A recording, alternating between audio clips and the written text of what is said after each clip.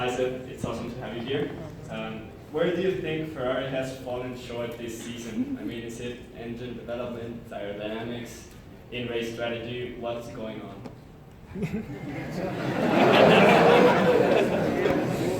Well, since it's just you and me in this room, we can be honest. No, I think, actually our season wasn't that bad as it, turned out in terms of the points that we scored. I think many times we actually had very good pace, but we couldn't really show it because other things were happening. Nevertheless, it stands out that we, weren't in a position to really fight for the championship. Simply because we were lacking speed. I don't feel that it's one particular area that is missing. Don't forget that 2 years ago there's been a big change. At the end of 2 years ago, a big change within the team in terms of the structure and so on. We still, feel that as an organization, but things are moving, things are moving forward, getting better. Unfortunately, you don't see it necessarily tomorrow and the result on the track. But as I said, what's happening in the factory makes me quite confident that we are on the right path. And even though Formula One, everything is moving very quick, some things they need a bit of time. So I hope that for next year's project, next year's car will be better. Thank you. Thank you very much. And we know you as one of the best pilots of Formula One. But if you weren't a pilot, what would you like to be? Well, I did normal school like everyone in here, I guess. And I was looking forward to university to go to and study with my friends. So I had a couple of different universities to go to study. I think at that time would have chosen mechanical engineering. I guess. Fortunately I didn't have to decide because I got a phone call and got the job in Formula One. So that was quite a good. So is it? Not that easy, but was quite a good alternative. So I said, I give it a go. But obviously, your career in Formula One doesn't last forever. Usually, I think, halfway between 30 and 40 or towards 40 is time to stop. But then your life doesn't stop, so it might well be that you decide to go study. So when you received this call, what did you think? Like, I'm going to be a pilot of Formula One? Yeah, was it possible to find the right words? Basically, I got the call and I was just called to do the seat fit because I'll be in the car the week after to do some tests. And of course, it was what I was working for basically all my life. But then, as simple as a phone call, it was quite a nice surprise. I can imagine. Many people are still waiting for that call. So I already asked some questions to the students about you, like how many sisters do you have, or which was your idol. So now it's your turn to ask them something, and the one who got them the question right is gonna win a hat. Okay? What do you mean? Anything. I don't know. Well, as I understand, it's the first time I'm here, and it seems like a really, really nice university with amazing facilities. As I understand, you can choose lots of different things to study. No, yes, but you can ask them some questions? Yeah, I understand, but what I wanted to ask is Okay. different. Yes, well, let's start this. First this group, then the group. No, but what I mean is, what is the main thing, the main topic that Okay. you study here? No, we study from everything. Communications, engineer. What is the biggest group? That's my question. Engineering! Woo! Engineering! Engineering! So I guess they were all right. Now they don't get it right. Okay. So, let's. You said they're getting a prize. Yes. Okay, so who wants? You. He's gonna answer your question. If you get it right, he gets a prize. Well, what do you study?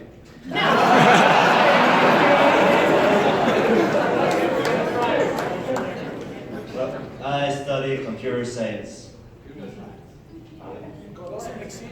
That was a very easy question, but okay, let's give you.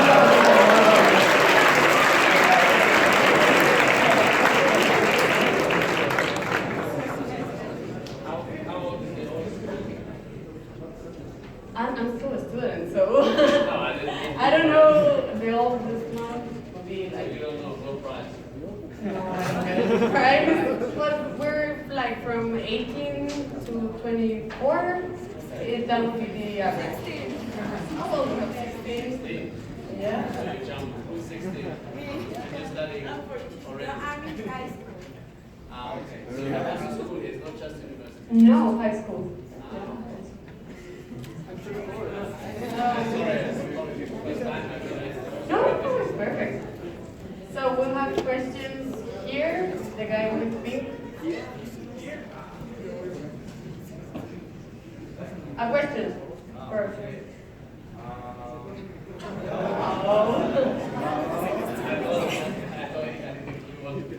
He wants. Well. Okay. How do you see yourself in 10 years? Probably with a bit less hair. Hopefully wiser. Probably not racing anymore, at least not in Formula 1. I mean, racing is a big part of my life. I love driving, so I could imagine that I'm still doing something just for fun. But yeah, obviously at that point, hopefully found another challenge, which, yeah, probably adrenaline won't be as high as with what I'm currently doing, but hopefully, as I said, the challenge will be as demanding and as tough. I think it's important to have something, a task in life, something that challenges you, and something, that puts you to your limits every day. So currently, I'm quite lucky because since I'm a little boy, I've always had this sort of passion with racing, but for sure that when I stop, it's time to look for something else. As I mentioned, maybe go to university, as I've just found out, maybe not here because the oldest student is 24, so if I come here, Don't worry. if I come here, I don't know, with the age of 37, 38, You'll it's be not welcome. it's not so cool maybe. Perfect. So tell us, how is the preparation for a Formula 1 pilot? What do you do?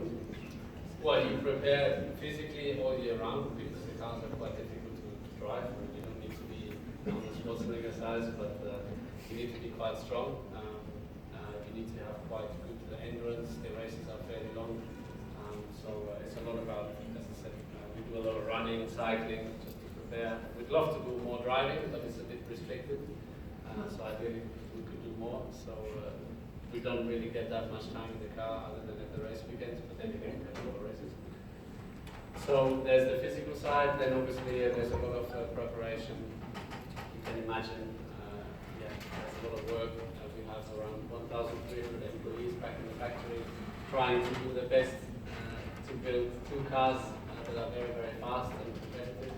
And obviously the drivers involved is huge, so spend a lot of time with the simulator, preparing the races, but also talking to all the engineers about the development.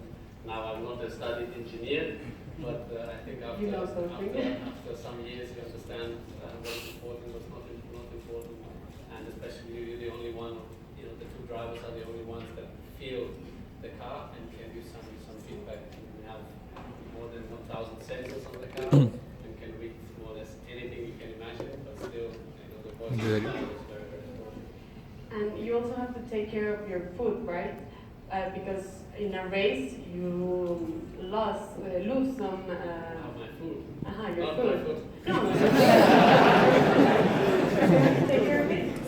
A little bit. Some drivers say that they need to eat way in advance, otherwise they start to feel sick. For me, it's not so bad. I've never felt actually sick in it. I did once after a test, but that I think I had a lot of dessert before jumping into the car, which wasn't a good idea.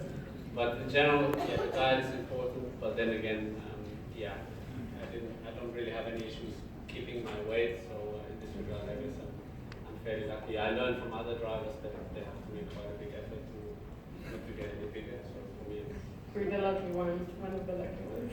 Okay, so let's have another question from the program. yeah, a lot of ways. Do you like Mexican food? Yeah, I really love Mexico. Last year, Esteban Gutierrez was showing us around. So I saved wait myself 4 years to come to Mexico.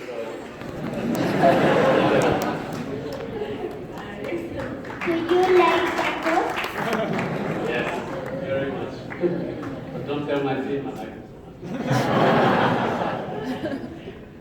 Well, perfect. And maybe there? There?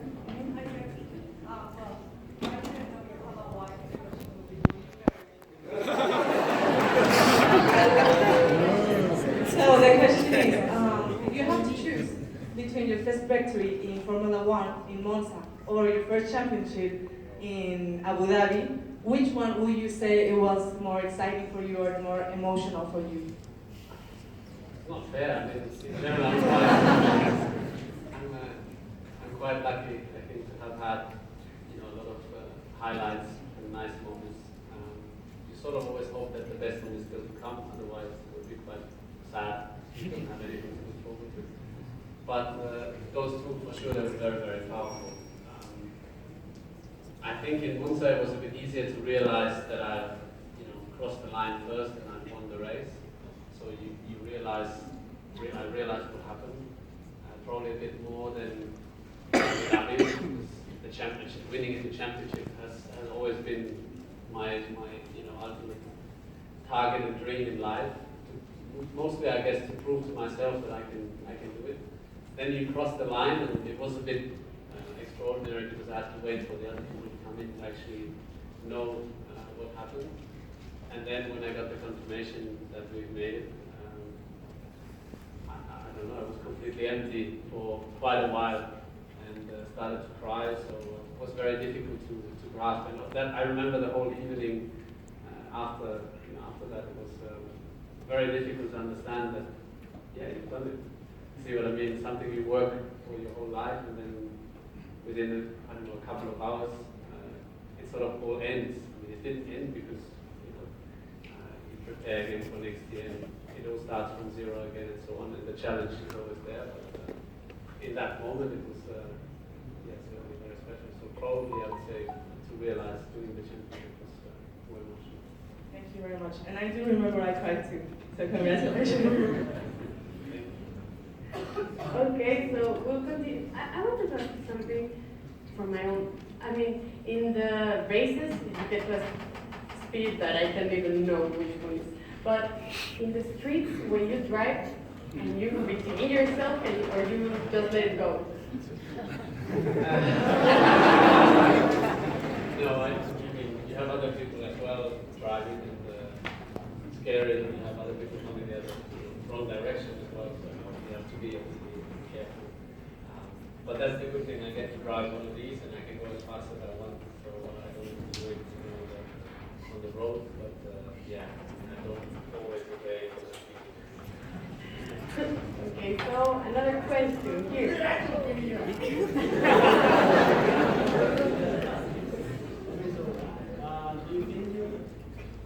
Do you think Ferrari will beat Red Bull, or do you think Checo Perez and Force India will catch up to you? For this weekend? No, the championship. No, I think looking at the championship, obviously we've had a lot of races, only 3 races left, so there's not that much points on the table. But try until the end for sure. Our target is to knock Red Bull off, but currently at the point gap is quite big. But you never know. 3 races, I think 75 points for a driver, the maximum, but for the team a little bit more. So I think we had a good opportunity last weekend. Unfortunately, there was the issue with Kimi's pit stop. Otherwise, we could have had both cars in the points. So you never know. And I think we're always trying to look forward. Currently, Red Bull is ahead of us, so they're number 1 target. We're not trying to look back. At the moment, Checo is still behind. So thank you.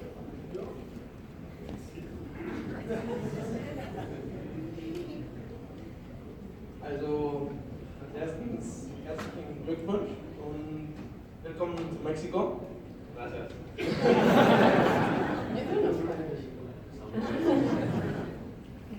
Well, I would like to ask you one question, and it was, what do you think about changing teams? You were, at the beginning, you were in Red Bull, and you won like everything. And now you're in Ferrari. But Ferrari is like one of the most, how can you say it?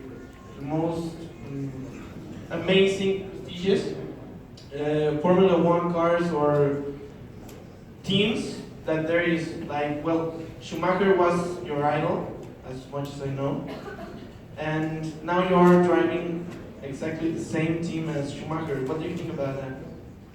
Well, you mentioned obviously that bit of huge inspiration when I was young, looking up to Michael. And most of his races he did in Ferrari. Most of his wins he had in Ferrari. So closing the loop and racing for Ferrari obviously is a huge honor. It is the most prestigious team in Formula One, the team with the best history, best track record of all time. And I think, yeah, obviously I had a lot of success with Red Bull in the past.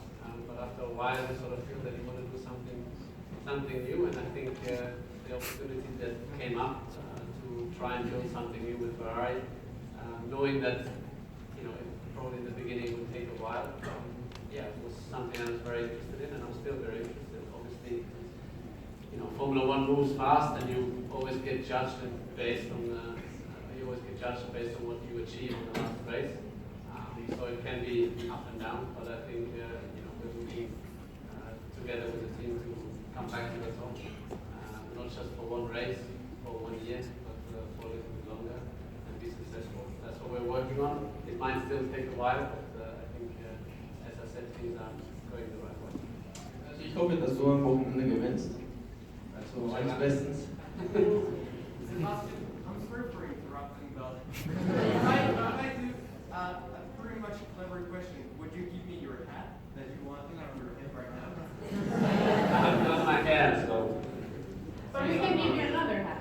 Okay, but first of all, the transition of 2014, of 2015 and 2016 in Ferrari. In 2015, you won 3 races, which were Malaysia, Singapore, and Hungary. But now in 2016, you haven't won anything yet. And still you were behind, no, it's okay, you're a great driver. It was not in that way. And you were behind Kimi until last race. So what do you think was the problem of Ferrari? Some say that it was because of Maurizio Arrivabene, that his administration wasn't pretty clever and good. And someone are saying that it was because of Sergio Marchionne, the president of Ferrari, because he didn't manage well the situation in Ferrari. What do you think as the main driver, the first driver, and probably the future world champion of Ferrari? Well, hopefully, that's what we believe in. No, it's a valid question. I'm happy to answer. And I think it reflects exactly what I tried to explain earlier. That even though you try to build something, and I think if you look 2 years ago, I think it has been very, very painful for Ferrari. A lot of things haven't gone the right way, and it's not that easy to change everything overnight. It takes some time. Along the way, you need to also deal with certain criticism and so on, which is fair enough. But I guess the problem from your side of things is that you obviously, as I understand, follow very closely Formula One, follow us, Ferrari very closely. But unfortunately, it's not always easy to get the full picture by reading the papers and what's probably happening online. So I think it's something unique in Ferrari. Obviously, a lot of people are interested, and you can say that the pressure is high, but I don't really feel that the pressure is any different whether you are with Ferrari or any other team. I think the interest is a lot greater and larger around the world, especially from Italy, because Ferrari stands not just for a car manufacturer; it stands for so much more, and it means a lot to people in Italy, but also to people around the world. And obviously, we are showing what Ferrari can do, and currently we're not winning races, so currently we're not representing the values in the proper way. And that's something, as I said, we have to deal with. So criticism here and there is normal, but I think the most important thing is that we don't get distracted too much, and we really focus on what matters, which is trying to turn the situation around, trying to make the team stronger day by day. And even if we all wish it happens overnight, some things they don't, and then we can find them. I guess sometimes it might be better to just give advice, not to read everything. Yeah, not to believe everything. Thank you. And your last.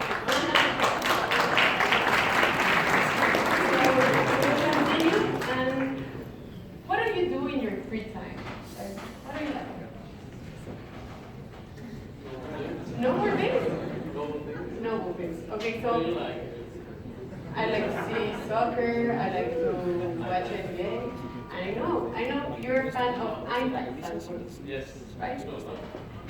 Yes, No, normal things. I mean, in the end, yeah, a bit older than the majority in here, as I've learned, but normal things. I mean, I like to, see the free time that I have, I like to enjoy the time with my family, hang out with friends, go have a drink, go to a football game, just,